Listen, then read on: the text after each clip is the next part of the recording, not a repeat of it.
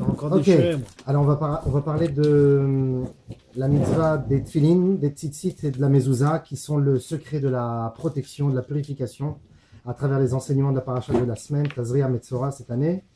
Ils sont lus ensemble.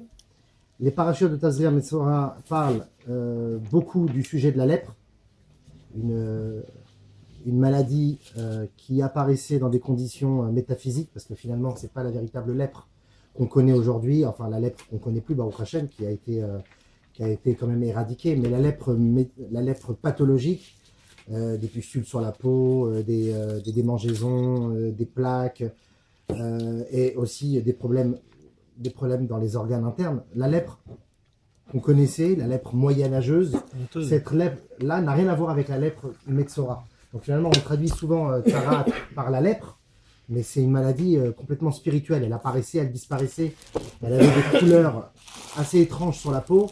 C'était pas boursouflé, c'était des couleurs. Il n'y avait pas une souffrance, c'était pas contagieux, alors que la lèpre c'est extrêmement contagieux. C'est honteux de l'avoir. Exactement, parce que la Tzarat finalement exprimait les défauts ou les mauvais comportements de la personne qui recevait la lèpre. C'est la femme d'Abraham qui l'a eu, c'est qui? Bien sûr. Myriam. Ouais, Myriam, La la sœur de sœur de Moshe. Moshe. Alors la paracha de la semaine nous dit, la paracha de Tazria, puisqu'il y a deux parachiotes, nous parle de la lèpre qui a infecté la peau et les habits. La peau et aussi les habits. Celle de Metzora, la deuxième paracha qu'on dira cette semaine, nous parle de la lèpre qui infecte les maisons. L'infection des maisons. Donc on voit qu'il y a trois étapes, comme s'il y avait trois façons pour la lèpre de s'attaquer à l'homme. Soit sur sa peau, soit sur ses habits, ou soit sur sa maison. Alors pour comprendre ceci, on va regarder dans le texte directement la paracha de la semaine, Tazria, Yud Gimel Bet, chapitre 13, pasuk 2. Adam ki yeh be'or besaro se'et o sapachat o baheret. Un homme qui est atteint de la lèpre, ve'aya be'or besaro le negat saraat, et que sur sa peau apparaît donc cette couleur de lèpre, ve'uva el Aaron à Cohen, il devra être amené à Aaron le prêtre, au temps du Mishkan, ou el echad mibanav Kohanim, ou bien un de ses enfants, donc tous les descendants de Aaron à Cohen qui sont des Kohanim, peuvent être des diagnostiqueurs de lèpre. Ça, c'est pour le début. Alors, juste une petite parenthèse, qu'est-ce que c'est que le Se'et, Sapachat et le Baheret? Ce sont trois couleurs de lèpre qui en réalité se divisent par quatre. Il y a Se'et, qui est la couleur de la lèpre, qui prend une couleur de laine blanche. Donc la laine, c'est du blanc cassé, ça touche un peu le beige. Ensuite, on a le Baheret, c'est l'extrême, c'est-à-dire la lèpre, la couleur neige, la couleur blanche neige, laiteux. La couleur blanche très très claire. Et Sapachat, c'est pas une couleur, Sapachat c'est un dérivé des deux. Donc tu as soit le blanc laine foncé, sombre, ou soit tu as le blanc neige sombre. Donc le dérivé s'appelle Sapachat, mais c'est pas le nom d'une couleur. Le nom de la couleur c'est Se'et et Baheret. Et d'ailleurs, puisque Sapachat n'est pas une couleur, on va voir dans un instant un chidouche à propos de ces deux termes, Se'et, couleur laine, et Baheret, couleur neige.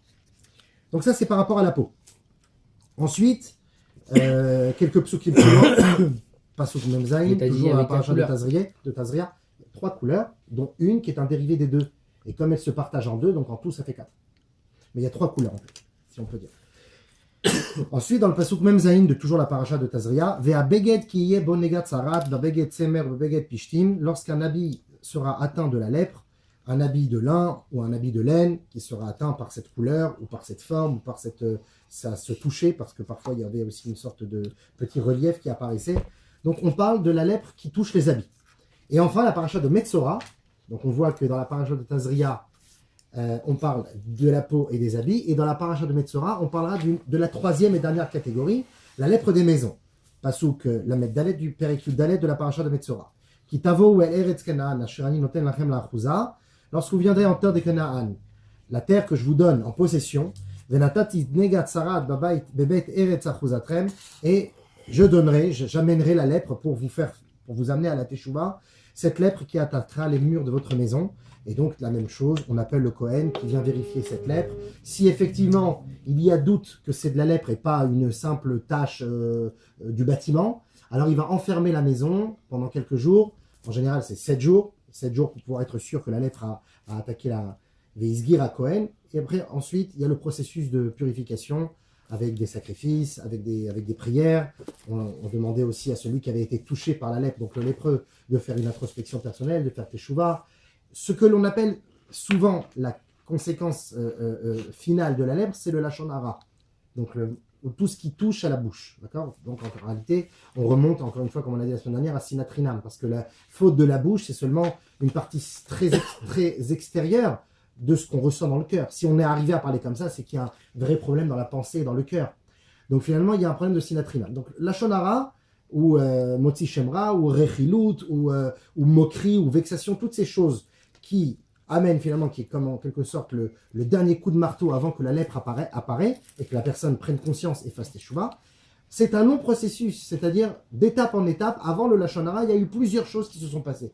Et le but de ce cours, c'est de découvrir quel est le déclencheur qui a apporté à que cette personne-là chute dans ses pensées ou dans ses sentiments envers l'autre, jusqu'à que à la fin, ça se transforme même en lachon hara, en motsira, puisque metzora, celui qui est lépreux, c'est motsira, celui qui sort, qui fait sortir le mal de l'autre, qui découvre ou qui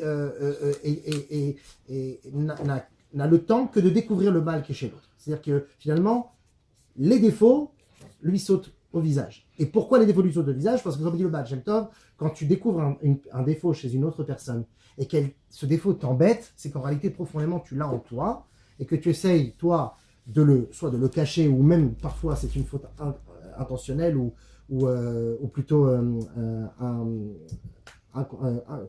involontaire, voilà, plutôt.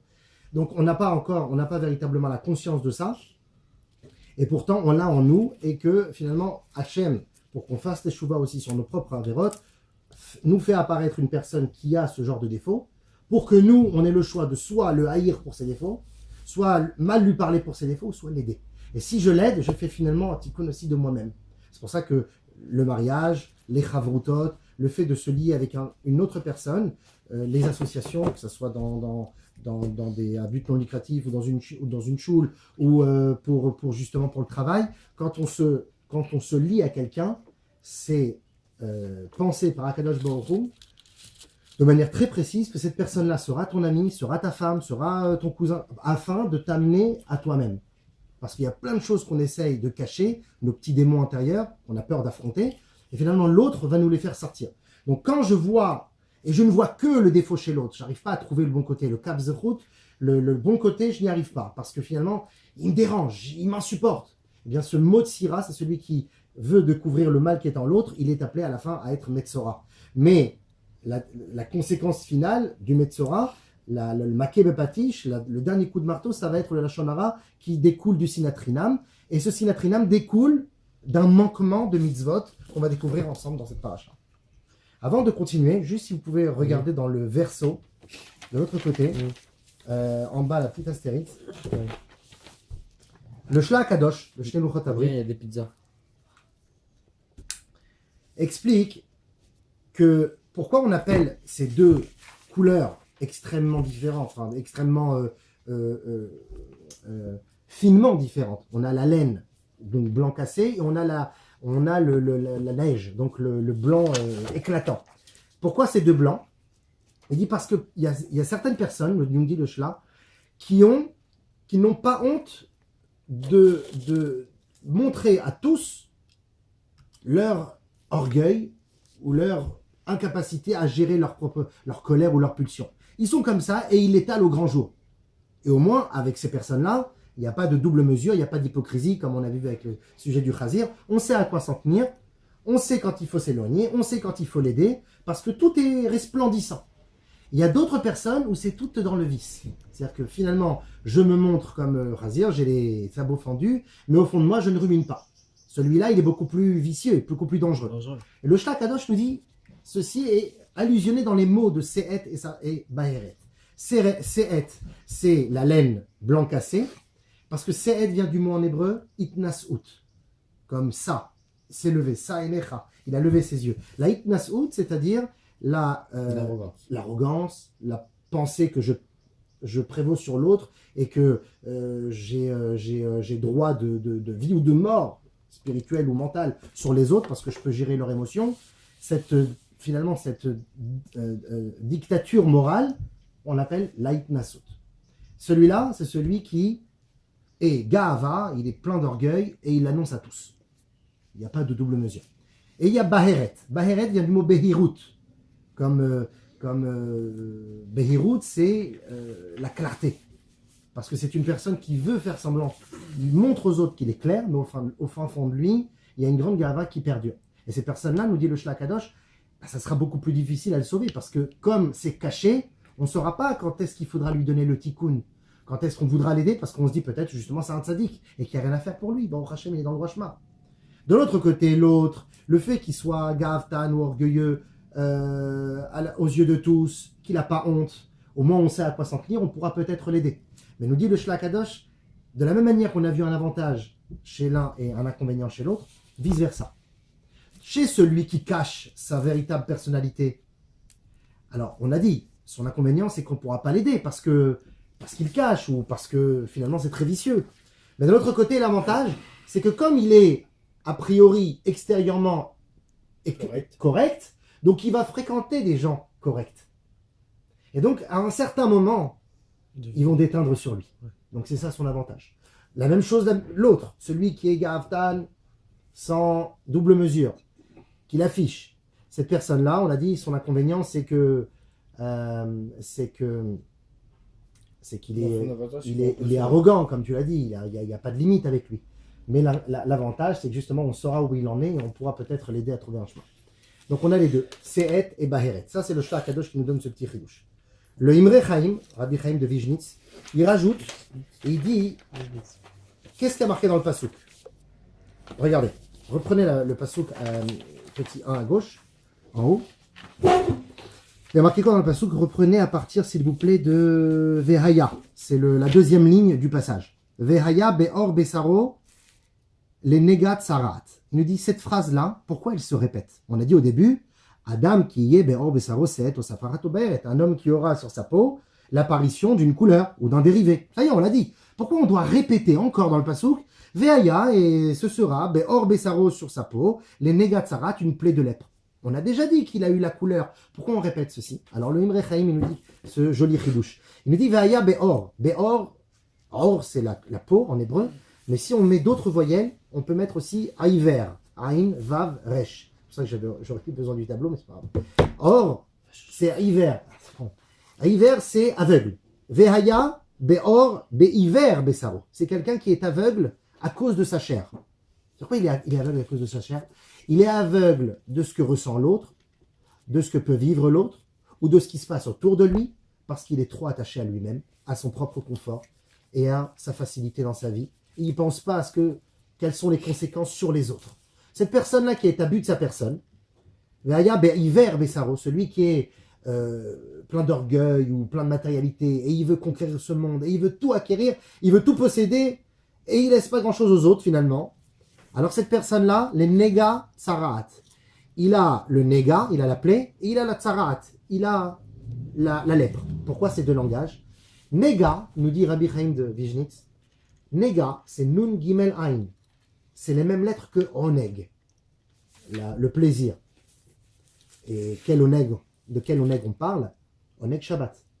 Parce que celui qui est hiver, Bessaro, celui qui est aveugle à cause de sa chair, parce qu'il n'y a que sa personne qui compte, il lui est difficile à lui de faire des concessions, de mettre tout de côté pour que le Shabbat, il n'y a que Dieu qui existe. Que Dieu, ses enfants, les choses vraiment qui comptent, les choses de valeur. Quand il va tout mettre de côté, il n'existera plus, il n'y aura que le bon Dieu dans son Shabbat, c'est compliqué. Donc c'est pour ça que son Oneg Shabbat devient pour lui un Nega, devient une plaie. Il ne supporte pas son Shabbat. Il a l'impression que c'est une perte de temps, que c'est un jour off dans la semaine, alors qu'on pourrait tellement encore gagner. Parce que le Shabbat c'est ça, c'est prendre conscience que dans la perte de temps pour les choses spirituelles, tu es en train de gagner encore plus que ce que tu peux t'imaginer. Donc pour lui, le Oneg en fait c'est un Nega. La même chose, cette personne-là qui a des difficultés avec le Oneg Shabbat, il aura des difficultés aussi avec le Oneg Yom Tov. Parce que c'est la même chose. Comment on appelle le Yom Tov dans la Torah? Atzeret. Atzeret, c'est le temps fixé par Dieu, le temps arrêté par Dieu pour fêter. Pessah, Shavuot, Sukkot. Et Atzeret, c'est les mêmes lettres que Tzaraat. Il dit parce que les personnes qui est hiver, il n'arrive pas à voir finalement plus loin que le bout de son nez. Il voit seulement son intérêt présent, son kiff présent. Il ne va pas le oneg du Olam Haba, alors ça devient pour lui un néga. Le oneg devient un néga, devient une plaie. Et le hatseret devient un tsarat. Ça, c'était une petite introduction pour nous faire comprendre un peu la gravité de cette maladie. Alors, regardez petit b. Le Kliyakar. Le Kliyakar, c'est Rabbi Shlomo Ephraim de Louchnitz, qui a été l'élève du Maharshal. Il a été le remplaçant du Maharal de Prague, celui qui a inventé le golem, que vous connaissez si bien, j'imagine. Il a été le golem. Frankenstein. Non, je connais le golem. Batman. Ah oui, mais de toute façon, ces noms qui ont été donnés ensuite dans les mythologies ou dans les films, etc., c'est basé sur la Torah. Le golem, en hébreu, veut dire un être vide, un être un être minéral, si on peut dire ainsi, parce que c'est comme ça qu'il l'a créé. Golem, il bouge pas. Et ensuite, il lui a donné une sorte de capacité de se mouvoir. C'est une sorte de robot qu'il a créé à Prague. Tu n'as jamais entendu parler de ça?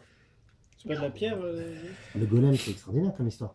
C'est pas le gros. C'est un gros monstre qu'il a créé à Prague pour le défendre contre les goïms qui Je les le connais attaquent. sur le monstre de Prague, ou je sais pas quoi. Non, il a un autre nom. Ah si, le Ah, golem de de toute Prague. façon, tu vas à Prague, c'est très Non, connu mais en plus, l'histoire. il y a des photos sur le. Ouais, non, mais pas maintenant. Regarde.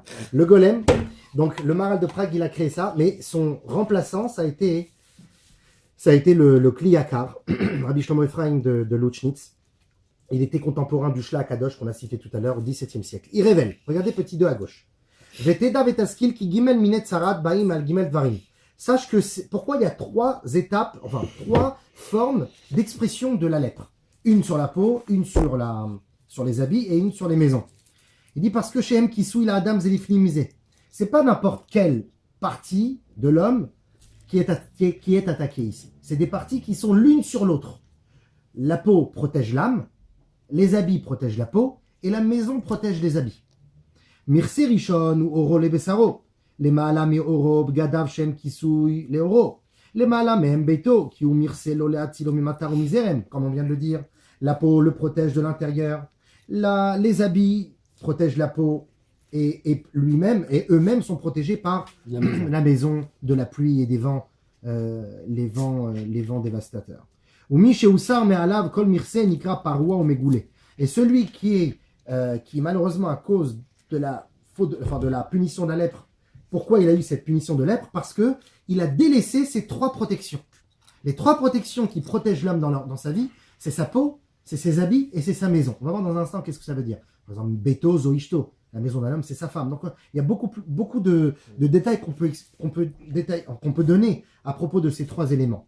Mais en tout cas, la personne qui a délaissé ses protections en disant « Moi, j'ai pas besoin de protection, je me fie seulement à mes bonnes pensées et à mon intelligence », eh bien, à cause de ça, il passe à côté de l'essentiel et il se fait attaquer à la place par la lèpre. Alors, juste souligner qu'il y a écrit ici qu'il est appelé paroua. Paroua en hébreu, c'est le terme que l'on utilise quand on déchire et on plie le prépuce qu'on a coupé pendant la Brit Mila. On fait une priya, on appelle ça. Donc, voilà, souvenez-vous de ce terme, puisqu'on va le revoir tout à l'heure, par le fait que, comme il a gâché sa protection, eh bien, il a gâché finalement la protection que Dieu pourrait lui apporter, et donc le prépuce de son cœur coexiste encore chez lui. On va voir ça dans un instant. Il explique aussi, que bien qu'il soit écrit qu'Hachem commence par la peau, c'est seulement pour avertir du pire en premier, mais qu'en réalité Hachem dans sa grande pitié commence à punir en retirant la protection de l'habitation. C'est juste une petite parenthèse, le Shla Kadosh, le Kliyakar, il dit aussi que dans la paracha, il y a marqué d'abord la plaie de la peau, ensuite la plaie des habits et ensuite la plaie des maisons. Comme si qu'Hachem, d'abord il attaquait la peau et ensuite les habits, ensuite les maisons. Pour la personne qui ne faisait pas de chouva. Et c'est l'inverse. Et en réalité c'est l'inverse. Hachem, d'abord, il s'attaque entre guillemets, il punit ou il répare ce qu'il y a de plus superficiel, de plus extérieur à l'homme. Donc d'abord la maison. Ensuite, c'est ses habits, ensuite c'est lui. Alors donc le Kliyakar, il se pose la question, il dit pourquoi la Torah, si Hachem s'y prend autrement, pourquoi la Torah nous donne cet ordre? Il dit parce que Akadosh Baruch Hu, il veut quand même nous donner une pression et il nous parle de la chose la plus grave qui pourrait nous arriver. Le Marshava, sauf Maaseh, Marshava Trila, la dernière action qui va se passer, la plus grave, c'est quand ça attaque la peau. Donc d'abord, je te parle de ça pour te faire prendre conscience de la gravité des choses, mais concrètement, quand je vais te venir via Hachem, je vais passer d'abord par la maison. Donc on voit ici la pitié de la Kadosh Baruch. Le Mégané Amoukot, Rabbi Nathan Shapira de Cracovie, grand kabbaliste du XVIe siècle, il révèle pareillement le secret de ces 3 lèpres. Peau, habit et maison. Regardez petit 3 à gauche, Mégané Amoukot. Inyan nig'e batim begadim gouf sarich adam gimel tikunim. Pourquoi Kadosh Baruch Hu, il a choisi ces 3 poches? La poche de la maison, la poche de l'habit et la poche du corps. Il dit parce que l'homme a besoin de 3 réparations. Comme il est dit dans la Gemara de Menachot Mem Gimel Amud Bet, Tanou Rabbanan, nos sages nous enseignaient, Chavivim Hem Israël. Pourquoi le Ham Israël est-il aimé par Dieu? Chez Zvavam Akadosh Baruch Hu b'mitzvot, parce que Akadosh Baruch Hu les a entourés de mitzvot. Tfilin Tikkun Guf, les tfilin réparent la poche corporelle, donc la peau. Tzitzit Tikkun Beged, le tzitzit répare les habits, la faute de l'habit, on va voir ce que ça veut dire dans un instant. Et Mezouza Tikkun Bait. Et la mezouza répare la faute de la maison, des murs, de la pierre. Velachen, c'est pour ça, nous dit le Mégalé Amoukot. Lo yachlo Israël atzet mitzrayim ela bisrut gimel tikkunim elu. Les 3 mitzvot qui ont été le déclencheur pour permettre au peuple juif de sortir d'Égypte, ça a été ces 3 mitzvot. Comme il est dit dans le fromage de Shmot, Yud Zain, Ushmartem et matzot. Vous devrez observer les matzot, vous devrez faire attention aux matzot et les préparer, c'est Pessah, etc. Nos sages nous disent, il ne lit pas Ushmartem et matzot. Rashi sur place, il dit Ushmartem et mitzvot. Vous observerez les mitzvot, parce que matzot, c'est les mêmes lettres que mitzvot. C'est juste un vav en plus. Mais sinon, ça se lit de la même manière. D'ailleurs, mitzvah, c'est un seul vav. Donc, matzot, mitzvot. Et c'est quoi observer les mitzvot? Nous dit le Mégalé Amoukot. Il nous dit matzot, c'est même tzadik et tav. Matzot, même mezouza, tzadik, tzitzit, et tav, tefilin. Les 3 mitzvot qui ont la capacité de véritablement protéger tout ce champ de protection dont l'homme a besoin dans sa vie, qui sont sa poche corporelle, sa poche vestimentaire et sa poche des murs, c'est ces 3 mitzvot en réalité. Et si on les observe, alors on est protégé d'une certaine lèpre qui pourrait nous attaquer.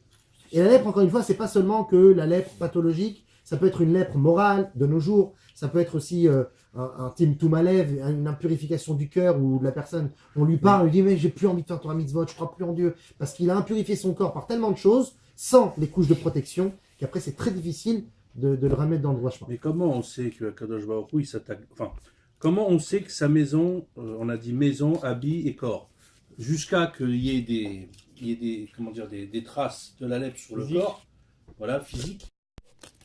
Et là, donc, bien qu'on a vu l'idée du Mégalé Amoukot, le fait d'avoir été attaqué de ces 3 manières, c'est parce qu'il y a eu un manquement en ces 3 mitzvot.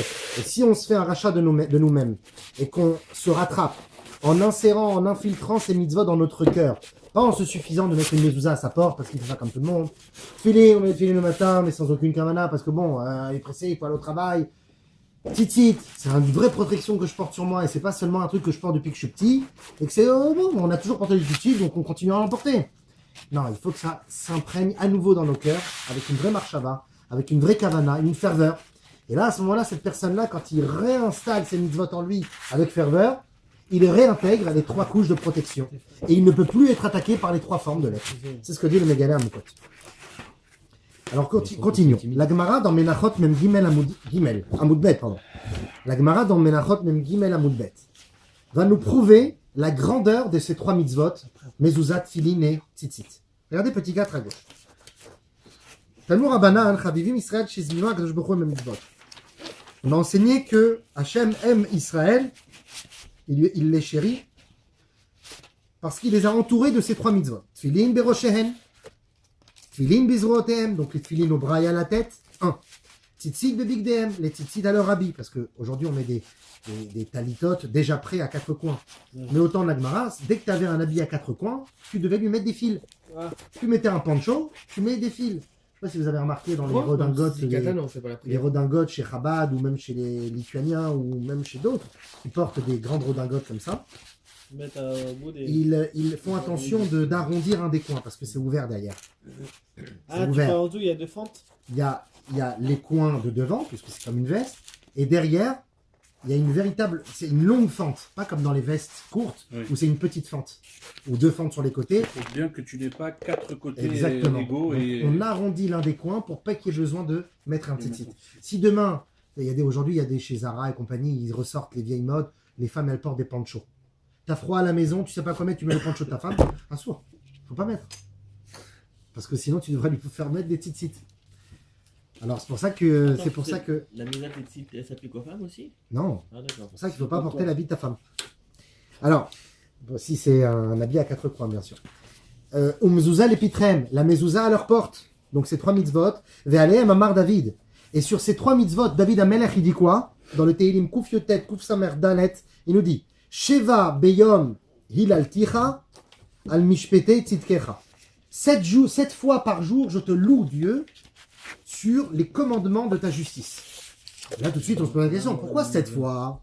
Alors, Rashi, il expose, et il nous dit pourquoi David Amelech, il loue Hachem 7 fois. Sheva Bayom, Filin Berosh, Obizroa Hareshtaim. Quand tu mets les tefilines sur la tête, quand tu mets les tefilines sur le bras, ça fait combien de mitzvot? 2. Verba Titziot. 4 tzitzit. Donc en tout, ça fait 6. t'as 4 fils.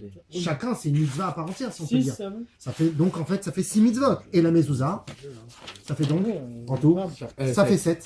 Donc on a les Sheva Bayom Hilal Kicha. Je te loue à Kadosh Baruch Hu 7 fois par jour à travers ces 7 détails de ces 3 mitzvot. 7 mitzvot finalement, à travers ces 3 mitzvot essentiels. Toujours dans cette même Gemara, un peu plus loin, Rabbi Eliezer, il révèle quelle est la protection de ces 3 mitzvot. Regardez, petit 5 à gauche. Rabbi Eliezer ben Yaakov Omer, Kol she'eshlo tfilin berosho v'tfilin bizroho, tout celui qui a des tfilin sur sa tête ou sur son bras, v'tzitzit bebigdo ou mezouza bepitro, il a un tzitzit sur son corps et il a une mezouza à sa porte. Hakol bechizuk shelo yecheta. Je le dis avec force, il ne faudra pas. Chez Nehema, comme il est dit dans Kohelet, l'Ecclésiaste de Shlomo Amelech, Dalet Yudbet, Ve'achut hameshulash lo bimhera yenatek. La corde de 3 ficelles ne se coupera pas. De quelle corde de 3 ficelles on parle? De la corde d'attachement avec Dieu à travers 3 ficelles qui consolident la corde. Et ces 3 ficelles sont les 3 mitzvot qu'on vient de citer. Ve'omer, Chone malach Hashem saviv, lireav, liachaltzem. Akadosh Baruch Hu campe autour des personnes qui le craignent et il les sauve. Liachaltzem, et il les sauve. Akadosh Baruch Hu campe autour de nous. Ce sont comme des Machane Shechina. Les Machane Shechina, il y en avait 3 au sein du peuple juif.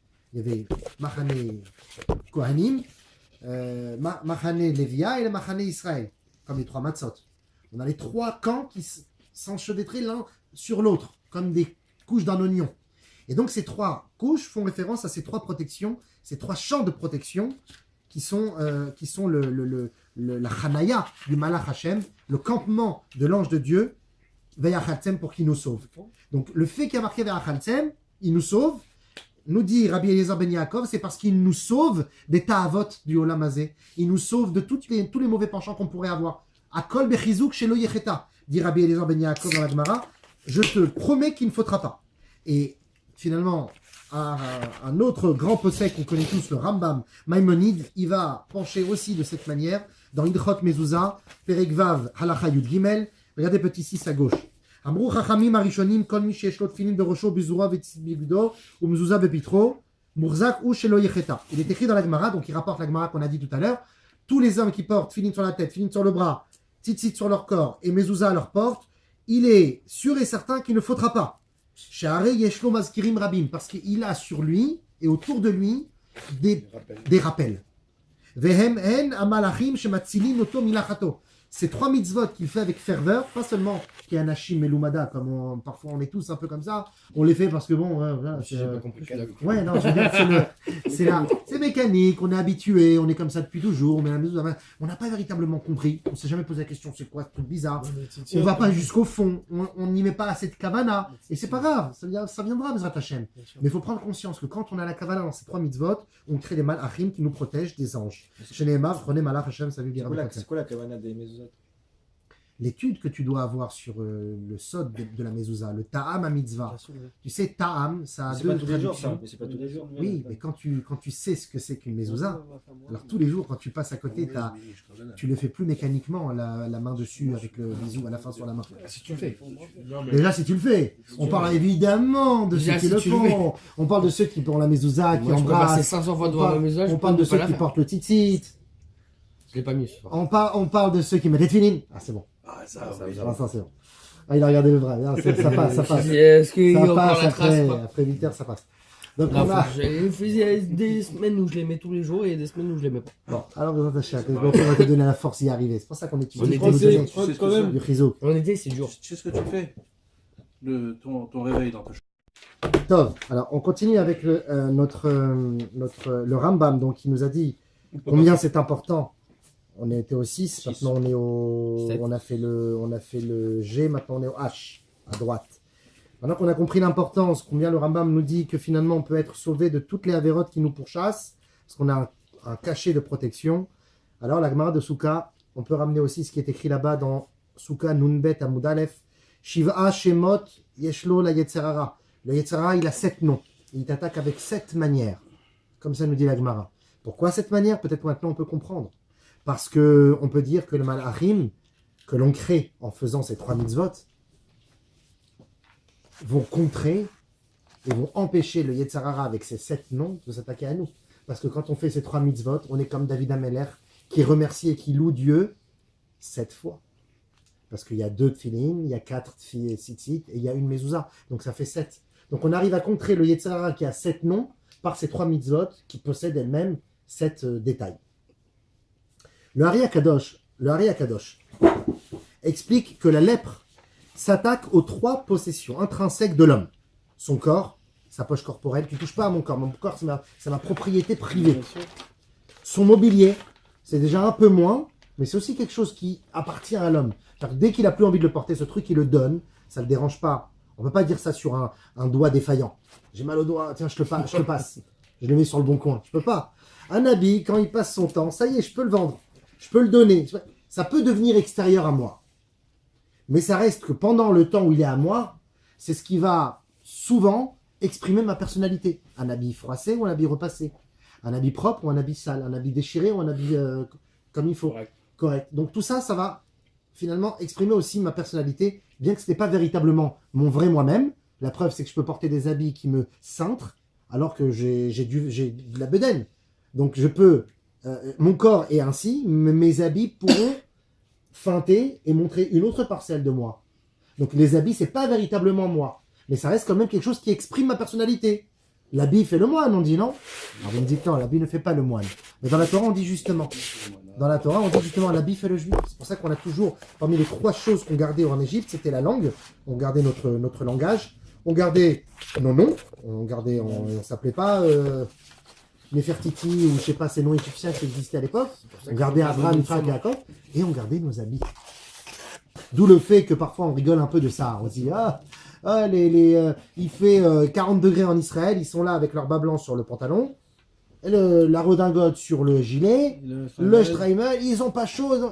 Et ils vont te dire non, pourquoi ils s'habillaient comme ça? Ils s'habillaient comme ça pour être différents des goïms en Europe de l'Est ou en Russie. Et parce qu'aussi il y avait de la boue, et de la boue profonde, donc on mettait des chaussettes sur le pantalon. Le streimer, c'était une sorte de bonnet, c'est comme un chapeau russe, c'est la visant. Donc on portait ça, la redingote, c'est parce qu'il faisait souvent très froid. Donc on garde ses habits même en Eretz Israël, même à Bnei Brak où il fait parfois 40 degrés, parce qu'on ne veut pas quitter les habits de nos ancêtres. Et ça c'est louable, même si c'est pas toujours, on va dire, logique, mais c'est louable.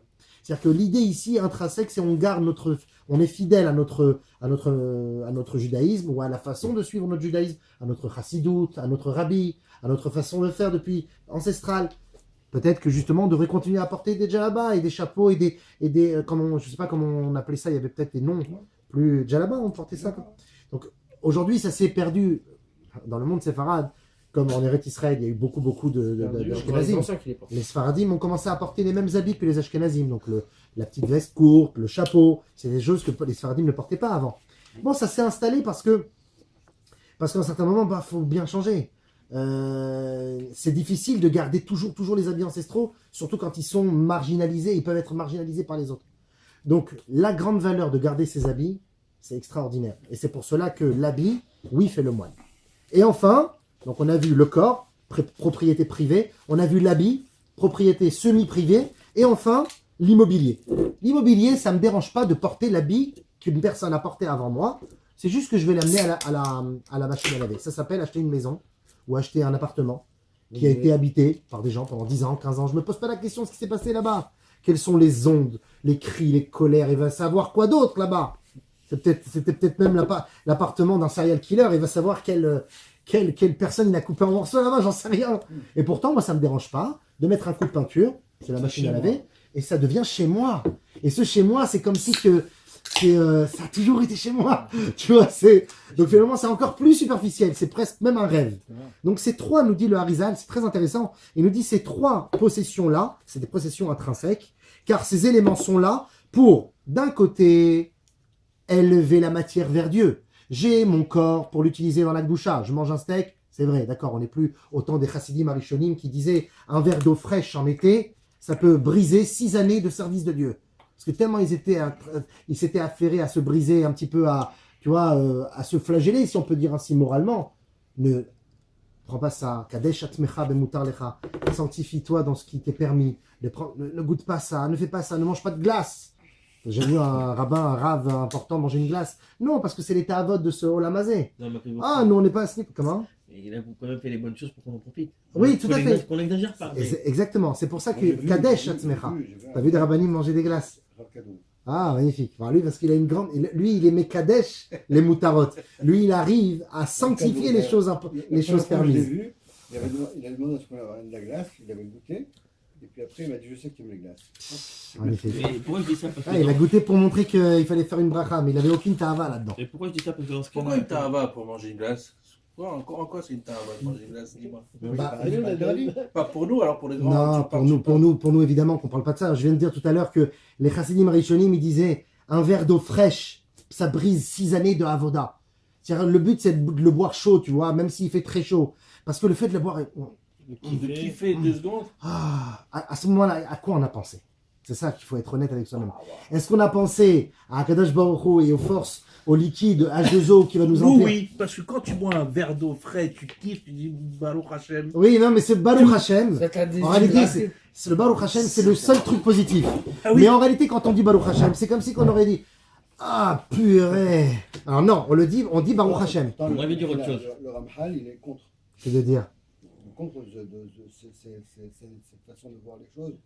de se restreindre. De se restreindre. D'ailleurs, je vais dire- C'est pour ça qu'on n'est plus dans ce dor-là. Non, Baruch mais- Hashem, on n'est plus là-dedans. D'abord, je vais dire une chose. Ouais. Akash Baruch Hu, il a quand même donné du bon goût aux fruits. Pour qu'on kiffe. Pas pour qu'on kiffe. Alors, Pour qu'on se rende compte de sa grandeur. oui, mais quand tu Et ça, c'est un instant. Oui, exactement. c'est un- Non, mais exact. Oui, mais c'est ça le truc. C'est ça. Exact. Et c'est en cela qu'il y a une fine différence entre passer à droite ou à gauche. C'est-à-dire qu'il nous donne en plus dans sa grande bonté le plaisir du goût. Comme ça, si on devrait manger des choses qui n'ont pas de goût, rien que pour vivre, on mangerait sans goût. Là, il donne en plus un bonus. Mais ce bonus qu'il nous donne, c'est pas pour nous, c'est pour lui aussi. C'est pour que nous, on lui rende. C'est qu'on dise, oh, elle est merveilleuse. Marabou Maasecha Hashem. C'est quoi ce goût de cette fraise? Kadosh Baruch Hu est merveilleux. C'est pas pour moi, j'ai kiffé. C'est pour me rendre compte combien Kadosh Baruch Hu est grand. Alors, évidemment, on ne fait pas de notre niveau. En tout cas, c'est pas du mien, tout cela. Mais en tout cas, le niveau qui peut être accessible à tous, c'est que même là, je suis en train de kiffer ma pizza, je kiffe mon steak et tout, je kiffe au moment même, mais après je me dis, allez, là j'ai bien mangé, et maintenant on va étudier. C'est que maintenant je vais Spiritualiser la je vais matière. spiritualiser la matière. Je vais l'élever. Ça, c'est le niveau de l'élévation T'imagines? du corps, donc avec le sport, avec le sommeil, pas trop de sommeil, c'est vrai, mais un peu de sommeil, c'est pour élever le corps après qu'on puisse être en forme en fila. Une bonne nourriture, le corps sain dans un esprit sain, tout ça, c'est important pour élever. La même chose les habits. Je ne vais pas me travailler en haillons juste parce qu'il ne faut pas que j'ai des tavotes, des plaisirs de ce monde-ci. Je vais mettre ce qu'il faut. Je ne vais pas m'intéresser aux marques exceptionnellement, maîtrise. mais je vais apporter des habits propres et beaux. Comme ça, ceux qui, par exemple, qui viennent à un cours de Torah, ils disent « Ah, voilà, le rabbin, il est bien habillé, petit rabbin beau gosse. » Ça donne envie d'écouter son shiur de Torah. Donc, j'utilise aussi les tzorer pour le besoin. La même chose, une belle maison. Je vais vivre dans un studio. Comment je vais faire après pour inviter, pour avoir des gens à la table de Shabbat, pour avoir organisé Purim à la maison, pour faire une table de Seder? Il faut donc une grande maison et plusieurs lits, plusieurs chambres. Donc, je suis pas dans un élan de gava, de profit. De matérialité. Pas du tout. Je suis dans le but. Ça, c'est à la portée de tous. Et c'est pour cela qu'Akadosh Baruch Hu, nous dit le Harizal, nous met à l'épreuve dans ces 3 domaines. Parce que ces 3 domaines te permettent d'atteindre l'excellence auprès de Dieu. Tu utilises ton corps, tes habits et ta maison pour Dieu, tu as tout gagné. Mais d'un autre côté, avec ces 3 éléments, on peut jeter aussi très bas. Le corps, ça peut être la luxure. Le sport à outrance, parce que bon, on veut les muscles, les machins, et on veut ressembler aux stars. La nourriture à outrance, parce qu'il n'y a que ça qui compte. Le plaisir de ce Le monde. sport, ça peut être du bien-être. C'est pour ça qu'on n'a pas parlé. On parle plus du bien-être. Mais là. on peut être. Tout à l'heure, j'ai parlé En du bien-être. outrance, mais pour le bien-être. Tout à l'heure, j'ai parlé du bien-être. Mais là, après, c'est quand on dépasse les limites. Quand on sent que ça devient une idolâtrie, on va dire. C'est sans ça, je vis plus. Non, ça doit faire partie d'une des choses de notre vie. Je me brosse les dents le soir. C'est bon pour la santé. Je fais un peu de foot de temps en temps. C'est bon pour la santé. Ça, c'est une chose. Oh Ah, enfin, ça va se finir. Il a mangé de la viande, il se croit tout seul. Ah. On mange de la viande. C'est Yom Ha'atzmaut. Carabon, c'est pas grave. En plus, t'as pas le droit de manger de la viande chez Aubert. J'ai dit que t'as fait pause. Non, j'ai pas fait plus. Donc le Harizal, il nous dit que ces trois mitzvot vont protéger l'homme à ne pas tomber dans la faute de l'extrême avec ces trois éléments. Parce que le corps te sert, comme tu dis, un peu de sport, un peu de nourriture, un peu de sommeil, tout ça, c'est bon pour le corps. Mais quand ça devient de l'extrême, eh bien, à ce moment-là, ça nous fait chuter dans les méandres. Ça nous fait chuter dans les parties les plus obscures de nous-mêmes. L'idolâtrie du corps. La même chose pour les habits. Il y a des gens, Pour la nourriture. c'est pas pour la propreté. Ils sont capables de couper leurs mains pour avoir la dernière montre ou la dernière... mais c'est si ils ont C'est pas la dommage, main. j'avais Non, sur la main. si, sans la main, non, T'as pas pas la pris le deuxième meilleur main. exemple. Pas la deuxième main. Pour aller s'acheter des fringues et machin. Et de mettre tout leur argent là-dedans. Ah, comme la Et quand je dis muscu, l'habit, ça. quand je dis l'habit, c'est aussi un petit peu, bon, ça peut être aussi la voiture, ça peut être toutes les choses superficielles qui nous entourent. Et la même chose pour la maison. La même chose pour la maison, ça veut dire que la maison, je ne le fais pas, je peux acheter un 500 mètres carrés, mais ça va pas être pour les autres, ou pour faire profiter la communauté, pour qu'on fasse des séoudotes là-bas, pour qu'on soit en joie avec la famille, avec les amis, non, ça va être ça sera ma tour d'ivoire, où là-bas je vais m'enfermer, où je vais regarder des films toute la journée tout seul, et finalement c'est pour mon profit personnel. Je vais installer ci, je vais installer ça, et j'ai. Ici, on a une maison, mais il y a du monde qui vient, mais on a une piscine. Mais Non, c'est mais super. ça sert à rien si tu veux profiter. Ça veut dire en que fait. tu Oui, veux mais la profiter. piscine, on la fait pas profiter. Oh non, alors tu arriveras à un moment, c'est quand Pourquoi l'été. les gens vont- Ça y est, on arrive en été, bon, tu Les nous gens- inviteras, les on fera un gens- cours. On fera un cours au bord de la piscine. Dans la piscine. Il y a une piscine à la maison. Si Dieu. Ouais, dans mon studio, ouais. Ah, la baignoire, pour la baignoire. Sinon, il a une piscine. Ça s'appelle une Non, j'ai un baignoire. jacuzzi, c'est pareil, non? Bon, en tout cas, bon, le jacuzzi, bon, je vais pas venir au cours là-bas, mais voilà. En fait, finalement, c'est ça. C'est fait des bulles. que, c'est soit, voilà, On n'est pas exactement. dans un Et ces trois éléments-là, nous dit le Harizal, le corps, la poche corporelle, les habits et la maison, le bien de la pierre, la folie de l'immobilier, si on peut dire ainsi, ces trois éléments-là peuvent faire élever l'homme à l'attachement d'Akadosh Baruch Hu en élevant toute cette matérialité vers lui, ou soit faire chuter l'homme dans les plus basses contrées de son âme. C'est pour ça que c'est ces trois éléments-là qui sont attaqués par le Yetzer et que finalement peuvent être réinstallés grâce à ces trois mitzvot, Mezuzah, Tfilin et Tzitzit. Voilà pour. Alors regardez petit 7, c'est ce qu'on dit dans la paracha dans le Chumash Dvarim. Chet Ayud Aleph. Ça c'est pas moi, c'est la Torah directement. Ishamer lecha pen tishkach et Hashem elokecha. Fais attention de peur d'oublier l'Éternel ton Dieu. Pen tochal vesavata ubatim tovim tivne vayashavta. De peur que tu manges trop et que tu te rassasies à outrance et que tu aies trop de maisons, de belles maisons que tu te construiras pour t'y installer. Uvkarcha v'tzoncha yirbeyun, et tu vas avoir plein de gros et de petits bétails. Vekesevezam yarbelecha, tu auras plein d'argent et plein d'or. Vechol asher lecha yarbe. Et tout ce que tu possèdes, ça sera à profusion. C'est ce qu'on veut, nous, on veut. Mais là, attention, il te dit Hachem, attention, Ishamer lecha. Fais attention, parce que Ram levavra, à ce moment-là, ton cœur s'enorgueillit. Veshacharta et Hachem elokecha, et tu peux oublier l'Éternel ton Dieu. Chumash texto. Donc on nous dit, oui, Akadosh Baruch Hu nous donne des choses pour qu'on puisse en profiter, comme il a dit tout à l'heure Chaim. Si Hachem il a fait une fraise, le bon goût d'une fraise fraîche qui vient du champ, il veut qu'on en profite, évidemment. Mais quand on goûte à la fraise, c'est pas pour la fraise. C'est pour qu'on prenne conscience que cette chose-là vient de Dieu et qu'on ait encore plus d'amour et de émouna pour Dieu. Comme dit le Shulchan Aruch, quand tu vois une belle créature sur terre, que ce soit un animal, un végétal, un être humain, tu dois dire Marabou Maasecha Hashem. Tu ne peux pas dire seulement oh là là, qu'est-ce que c'est beau, qu'est-ce que j'ai envie, qu'est-ce que je veux, il n'y a que toi qui existe. Non, c'est beau parce qu'Akadosh Baruch Hu l'a créé pour que je prenne encore plus conscience de sa grandeur et pour que j'ai encore plus d'émouna envers lui. Et c'est pour ça qu'on peut faillir rapidement dans ces domaines. Et pour ne pas la limite elle est très fine. Et pour ne pas faillir, Hachem il te dit, te prends pas la tête. 3 mitzvot. et une belle mezouza avec. Tu prends pas. C'est quoi la moins chère? C'est quoi la moins chère? Ah, il la vend à 40 euros. T'as pas eu 35 euros? Non. Je vais pas avoir honte et peur d'acheter la plus chère, la plus grande, parce que pas seulement je veux la meilleure protection. Je veux montrer à Hachem combien je l'aime. Les titites, je vais pas mettre ceux qui sont troués. Je vais mettre ceux qui sont en laine. Je vais mettre et je vais avoir des beaux fils. Et quand ils vont être un peu arrachés, je vais les changer. Et je veux pas qu'ils traînent n'importe où. Des fois, on a les titites. Ça nous dérange pas que ça traîne par terre, que ça devient un peu noir. Et si c'était ton Versace qui traînait par terre comme ça, t'aurais fait la même chose. Donc c'est pour ça que finalement, j'utilise tout ce qu'Akadosh Baruch Hu me donne pour faire du bien, pour le reconnaître, pour être plein de gratitude envers lui. Et à la fin, je tombe pas dans l'épreuve qu'il me donne avec ces 3 formes de lèpre, mais au contraire, je m'élève grâce à ces 3 mitzvot. Et maintenant, voilà pourquoi Hachem nous donne 3 mitzvot de protection et de préservation, comme il est dit à propos des tefilin. À propos des tefilin, les amis, c'est écrit noir sur blanc dans la Torah que les tefilin te protègent ta vision des choses, pour ne pas tomber dans la matérialité. Regardez petit 8. Vetsivanu, il y a marqué comme ça dans le Leshem Yichud Kutshav Richu que l'on dit avant de mettre les tefilin. Vetsivanu le'aniach alayad les zikaron zero amtuya. On met à la main les tefilin.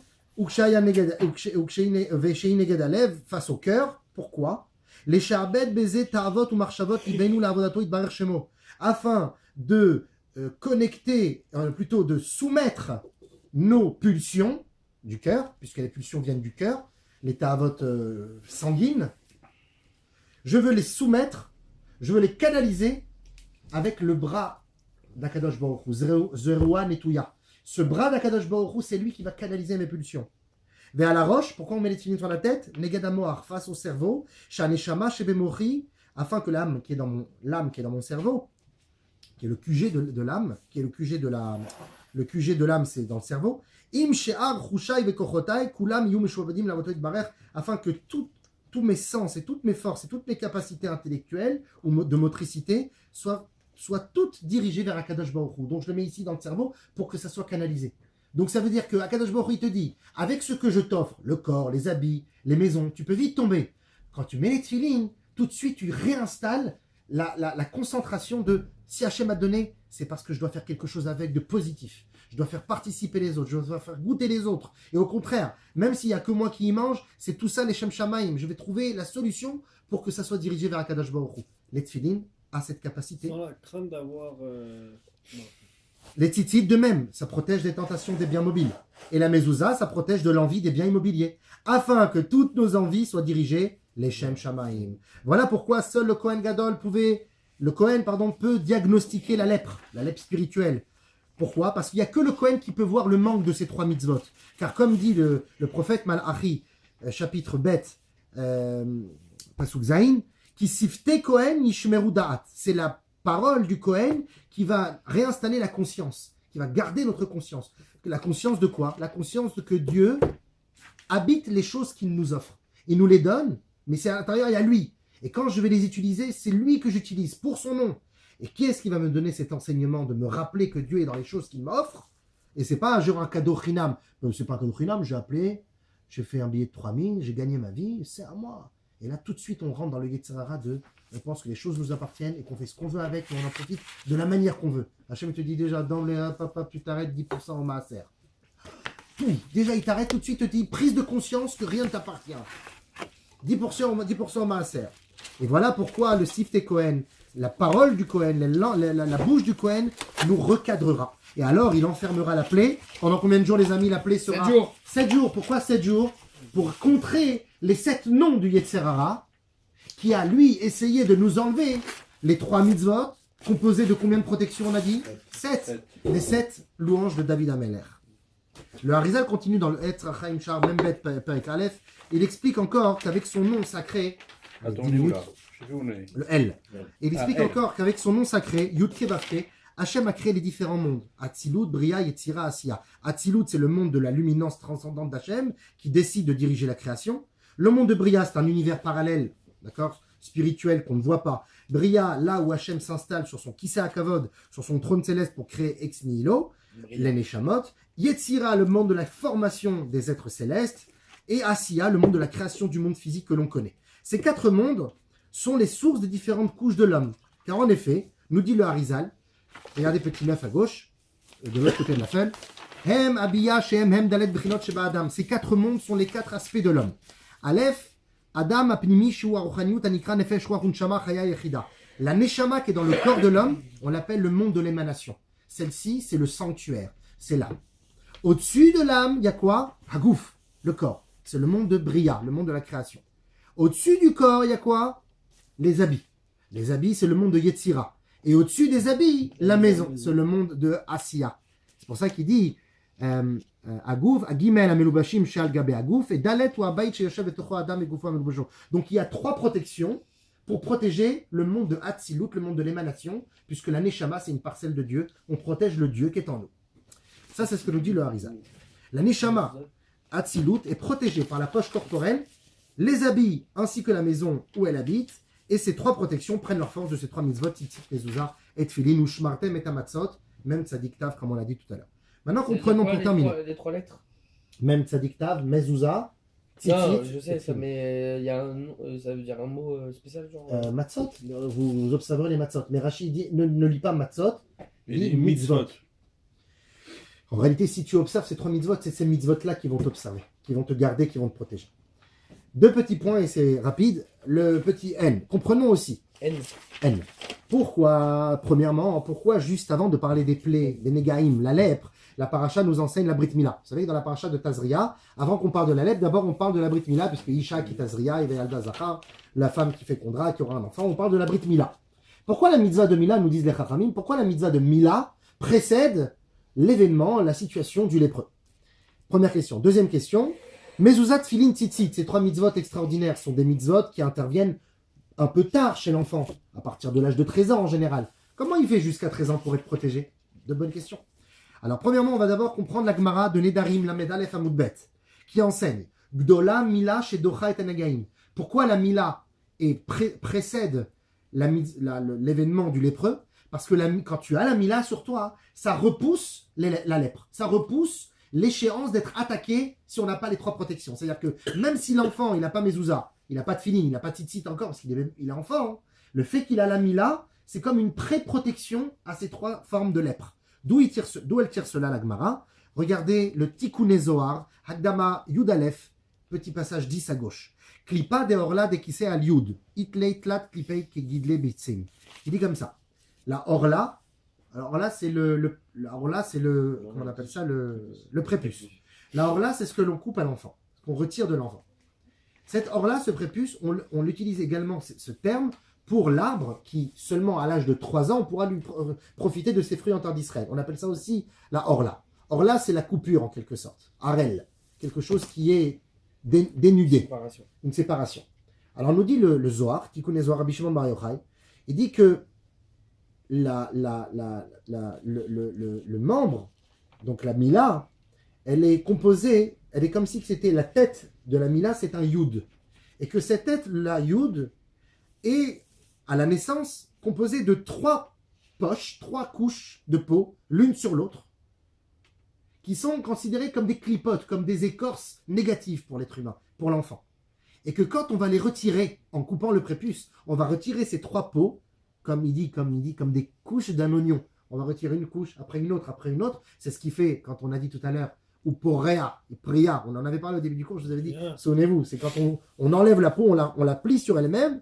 Alors il dit comme ça le Zohar, Pirouche, Haklipa shel haorla shemechasa la hot ayud sheyatara. Le yud, c'est la couronne de Dieu qui se trouve dans la Mila, parce que c'est un membre, c'est le membre le plus kadosh du corps, c'est la Mila. C'est pour ça qu'il y a plus grande kedusha, et la naissance des enfants passe par ce membre, qui a été dénaturalisé et blasphémé et vulgarisé par le monde. C'est devenu finalement l'outil le plus grave. Dans la Torah, c'est l'outil le plus kadosh. C'est par cela que l'enfant vient au monde, et c'est par ce éver, si on peut dire ainsi, qu'Akadosh Baruch Hu crée les mondes. Même si d'un point de vue matériel, c'est pas comme ça. Donc le Yud, qui est la Hatara, la couronne, Yeshba Shlosha Klipot Kegidei Betzim, elle possède 3 clipotes, comme les couches d'un oignon, ou Mevisham, Remez Al-Kaf, et on peut prouver cela à la base d'un pasouk dans Vaïkra, Shalosh Shanim Yelachem Arelim, comme les 3 clipotes, les 3 écorces qui recouvrent le membre, et bien de la même manière, on doit attendre 3 ans avant de prendre les fruits d'un arbre. Parce qu'on doit attendre que l'arbre quitte, si on peut dire ainsi, ces 3 clipotes, ces 3 écorces. Ces 3 écorces vont contrer nos 3 mitzvot. Et nous, avec mitzvah de mezuzah, tfilin et tzitzit, on va réinstaller la protection à l'âge adulte. Mais l'enfant, avant qu'il soit adulte, il a la mila pour se protéger de cette lèpre spirituelle qui peut l'attaquer. Grâce à la déchirure des 3 couches de prépuce, on prépare l'enfant à accueillir les 3 mitzvot de protection. Voilà pourquoi on parle de mila avant la lèpre. Enfin, lettre Q. Nous comprenons grâce à cela pourquoi il est écrit dans la Torah, regardez le 11 à gauche, Kol yemei asher anega bo itma tameu. Tous les jours où cette plaie sera sur lui, il sera tamé. Badad yishev michutz lamachane moshavo, il devra, le lépreux, être renvoyé du camp d'Israël. Rachid dit sur place, c'est quoi du camp d'Israël? Il dit michutz lamachane chutz le gimel machanot. Il n'est pas renvoyé que d'un seul camp. Il est renvoyé de 3 camps. Il est renvoyé du camp de Lévi, du camp de Cohen, enfin camp de Cohen, camp de Lévi, et camp d'Israël. Et d'où vient ceci, nous dit Rachid. Bravo. Ah, je croyais que tu allais dire les 3 couches. Et c'est pour ça que la Gemara, c'est bon, c'est le 8e jour, mais c'est pas mal. Tu te rapproches. La Gemara, d'où Rachid tire cela, de la Gemara de Psachim, Samerzaïn Amoudalef. Il dit, Badad Yishev Levado Yishev. Un homme qui est renvoyé du camp parce qu'il est lépreux, il devra s'asseoir seul. Pourquoi seul? Pourquoi il ne va pas avec d'autres lépreux, par exemple? Ou d'autres impurs? Il y avait toutes sortes d'impuretés au Beth Amikdash. Celui qui avait touché un mort, celui qui avait touché un animal, un non cachère mort, celui qui avait eu un rêve nocturne, qui a eu une pollution nocturne. Il y avait toutes sortes de tmeim. Pourquoi le lépreux il doit s'asseoir seul? Il te dit, Shelo yiyu tmeim acherim yoshvim, afin que tous les autres sortes d'impuretés ne soient pas assis avec lui. Et Rachid dit sur place, il dit, pourquoi le pauvre, le lépreux, il doit être seul, lui? Parce que tous les impurs sont renvoyés du camp de Kehuna. Ils n'ont pas le droit de rentrer dans le camp des Kohanim. Celui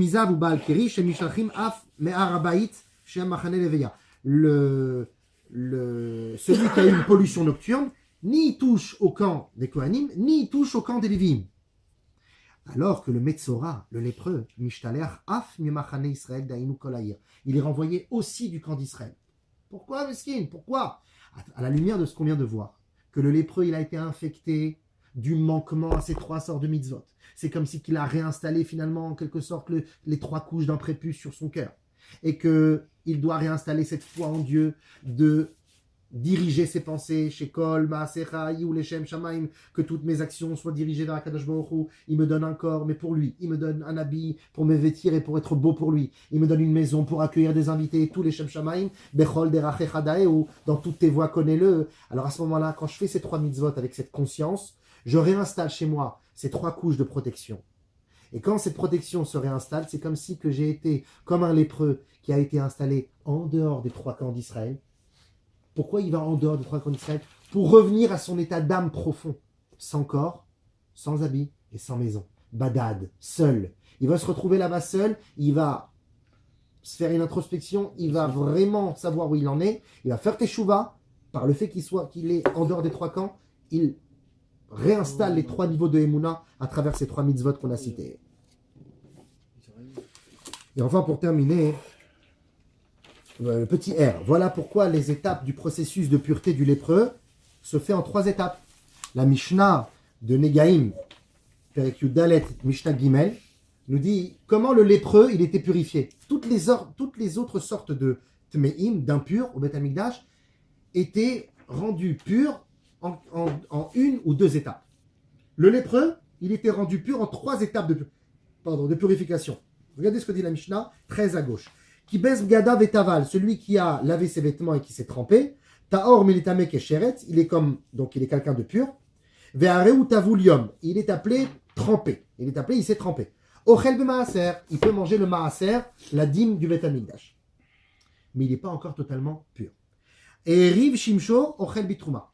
Il s'est trempé très bien. Maintenant, il doit aussi attendre que la nuit tombe. Si la nuit tombe, il peut non seulement manger du maaser, mais aussi de la trouma, qui est un niveau de dîme encore plus kadosh.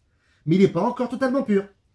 Et vikaparato, il a attendu de se tremper. Il a attendu que la nuit tombe, et ensuite il a donné un korban, ochel bekodashim. Il peut même manger une sorte de dîme encore plus kadosh, qui appartient que aux Kohanim, donc ça veut dire qu'il peut même rentrer dans le camp des Kohanim.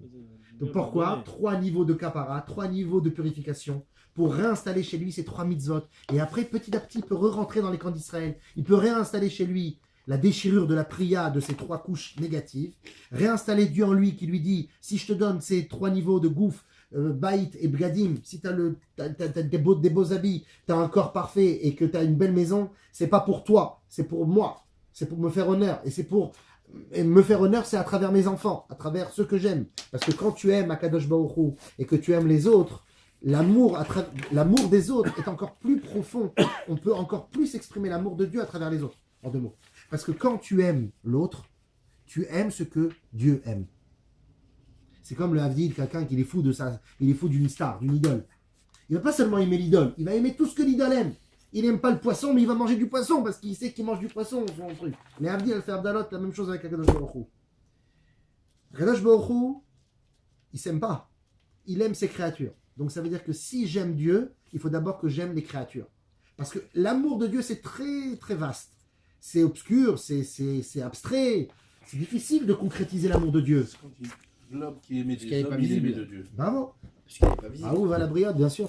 Pas C'est visible, tout et mais rien c'est- en même temps. Et c'est voilà exactement. Et c'est pour ça que ça doit passer par des choses concrètes. Et comme mon prochain, c'est en quelque sorte le Le miroir de mon âme. exactement. Donc je suis en train de faire face à moi-même. Et comme en chacun de nous, il y a une partie d'Akadosh Baruch Hu, même chez le pire des rachats, il a Dieu en lui, d'une certaine manière. Donc finalement, quand on se regarde, on se regarde comme des frères jumeaux. Parce que ce qu'il a lui, c'est un manque chez moi. Et vice versa. Donc on se construit ensemble, même si c'est le pire des gars, on peut toujours trouver. C'est ça que dit le Pirkei Avot, Et celui qui est Chacham, c'est celui qui apprend de tout homme. Et là, comment tu dois te comporter quand tu as un rachat en face de toi? Quelqu'un qui met en doute Tu vois pas le rachat, Akadosh Baruch Hu. tu vois plus ses actions. Quelqu'un qui te dit j'y crois pas, ça n'existe pas dans le ciel. Eh ben tu parles pas, Créatamétim, tout ça, c'est des tu parles pas à sa bouche. C'est des balivernes. Tu parles pas à sa bouche, tu parles pas à son C'est cœur, coupé. tu parles pas, même pas à son cœur, hein. Tu essayes même pas de le sensibiliser. Tu parles pas à sa tête, tu parles pas à sa tête, à son intelligence et à ses livres, tu parles pas à ça. Tu parles à son âme. Comment on fait pour parler à son âme? Il faut que toi, ton âme, elle parle. Et pour que ton âme parle, il faut que tu mettes de côté tes connaissances, et il faut que tu mettes de côté tes émotions.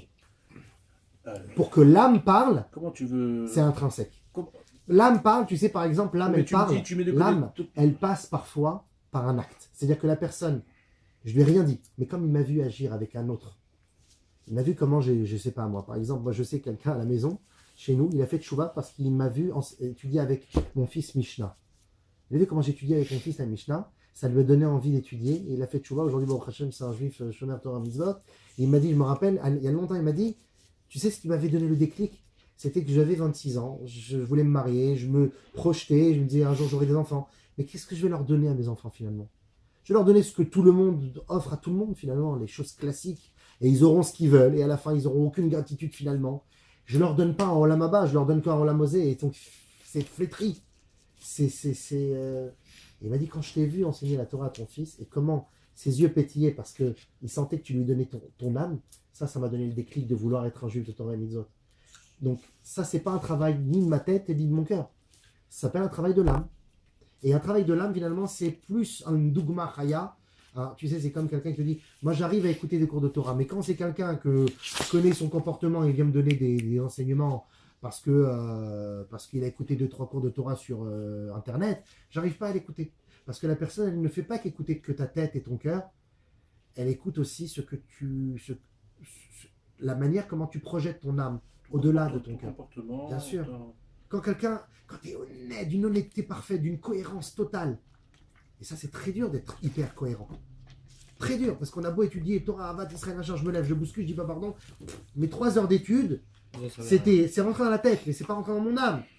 Je passe à côté peut-être d'essentiel, peut-être. Donc c'est très compliqué d'être en cohérence, en adéquation. Mais quand je suis comme ça, Béhémet, ça touche les autres. Donc c'est comme ça qu'on arrive à parler comme ça.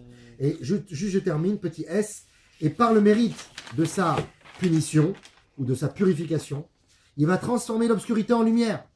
Et le Hateret Israël nous dit, à la fin, le néga, qu'on a dit tout à l'heure, la plaie, deviendra pour lui un oneg, un plaisir.